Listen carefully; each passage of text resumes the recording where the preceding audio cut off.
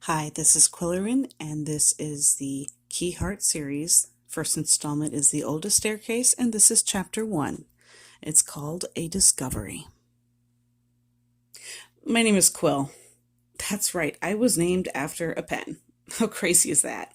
See, my father was an avid writer, and he was quite fond of using quill pens, so when I came into the picture, it just seemed like a natural name. No one ever made fun of me for my name either, so don't feel too sorry for me, because I had a great childhood. I went through all the normal things that a kid should go through, with their parents, taking their first steps, their first words. Shortly after that, I learned how to charm people with what my dad called my big kitty cat eyes. He said my eyes weren't dark enough to be puppy dog eyes. You see, I have hazel eyes with more green than brown, so kitty eyes just seemed more appropriate. And we always had cats too, at least two or three of them. And until I came along, that's all my parents ever had. Those cats were treated like their babies. Mom and Dad were somewhere in their late 50s when they had me. They truly were the best parents I could have ever asked for. They raised me with love, laughter, and only a slight amount of scolding. I was about 3 years old when my mom decided to enlist the help of two very nice, sweet maids. And if I think really hard, I might be able to remember their full names, but I always called them Millie and Emma. I can remember it like it was yesterday. I loved chasing them around our maze-like house, and we would play all kinds of games and talk late into the evenings.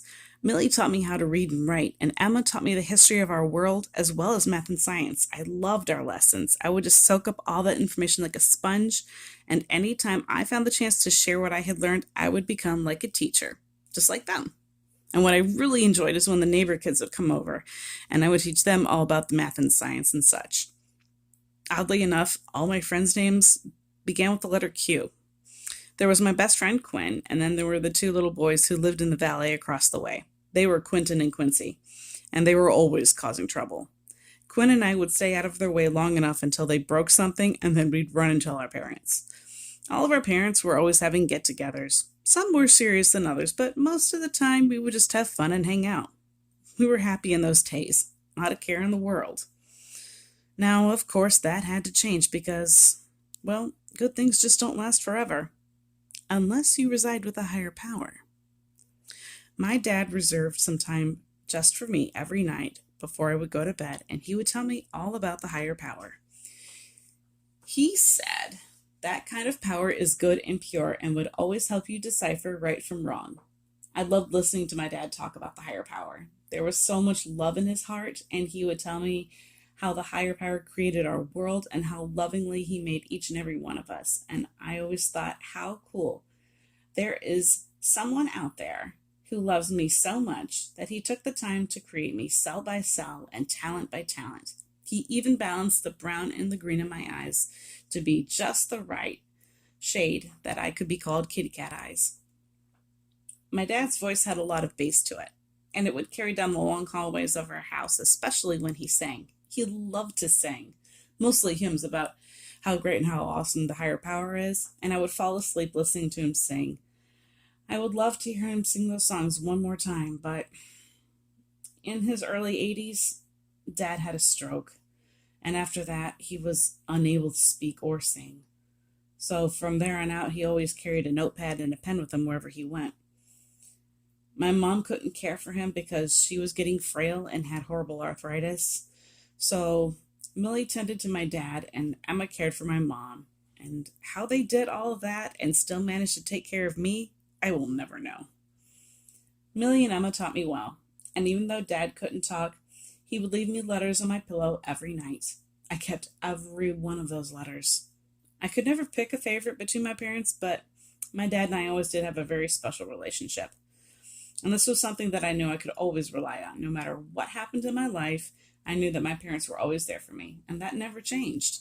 Life was perfect, at least for the first 20 years of my life.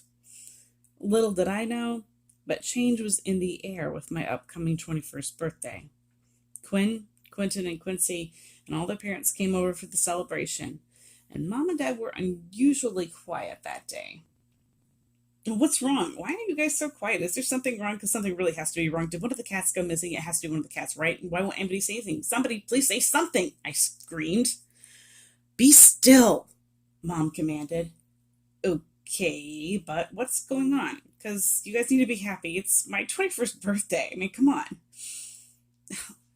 Listen, Quill, we have to talk to you. Wait, um, that is to say that you. Mom's voice trailed off and she buried her face in her hands.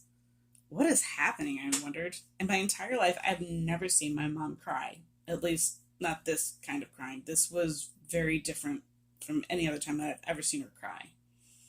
Mom lay there on the table with her head down and her arms covering her head. Her shoulders shook as she cried, and very gingerly my dad moved a notepad across the kitchen table. What he had written rendered me absolutely speechless and breathless. Obviously, this was something that he had written a long time ago and intended it for me to read on my 21st birthday. There were worn marks on the edge of it and tear stains too. And noticing that, I started to wipe my eyes and I began to read. My dear sweet kitten, I wish I had the voice to tell you, but this will have to do. You used to ask us why you had blonde hair and your mom and I don't. You would also ask why you were lactose intolerant if your mother and I weren't. You've always been so smart and resourceful. You knew that that was a genetic trait. However, the one question that always choked me up was why we have such dark skin and you have such fair skin. Well, here's the reason why. You're adopted. Your birth parents were killed in a car accident mere days after you were born. Your birth mother was my sister.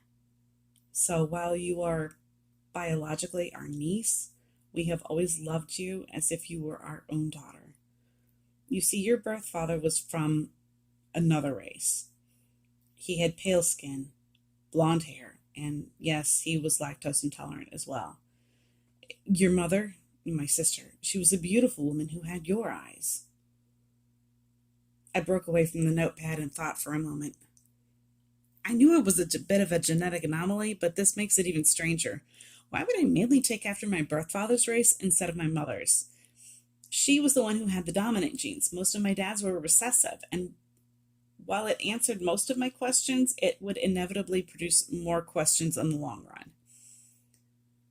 Getting back to the notepad, I read, Your mother and I were given custody of you, and it was Evelyn and Martin's will that we were to tell you of your birth origins only when we thought you were old enough. And today you are old enough to know. You have grown in wisdom and grace and maturity, and we love you and your kid-like humor, so don't ever lose that. Still, even at 21, we worried how you would take the news. So we thought that we would soften the blow with the biggest 21st birthday bash that anyone has ever seen. We love you so much, and we feel that you are old enough to know the truth. At least part of it, anyway. There is more to tell, but we will wait for another time to tell you the rest of the story. And don't worry, everything's going to be fine. And it was signed, Love for Many More Years Still to Come, Mom and Dad, otherwise known as Mr. and Mrs. Gordon. Gordon, I said, after remembering to breathe in and out, but my last name's Chamberlain. So wait, you pretended that your last names were Chamberlain all this time?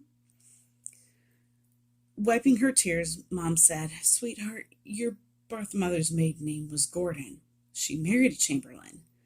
We just assumed the Chamberlain name to keep you from asking too many questions. And if it's any consolation, we like the last name Chamberlain better anyway. You might be interested to know that you're not a whole lot like your birth parents, at least personality-wise. You are strong and bold, like the father that you have known and grown up with, and you were sweet and sensitive, like me, Mom said quietly. You see, it isn't blood that makes you a family. It's love that makes you a family. It's like you and your friends. They are your brothers and sisters because you love them. Remember that always. I love you so much, Quill, and I'm so proud of how smart you are and how beautiful you have become.